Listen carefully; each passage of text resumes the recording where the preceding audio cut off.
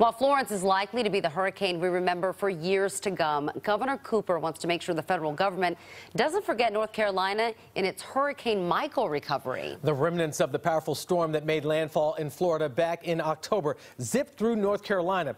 Today, he requested federal disaster assistance for 21 counties hit hardest, including Granville, Orange, Person, and Vance counties. The storm is blamed for 4 deaths in North Carolina and left widespread flooding and damage in our area, including an uprooted tree at the Carolina Inn.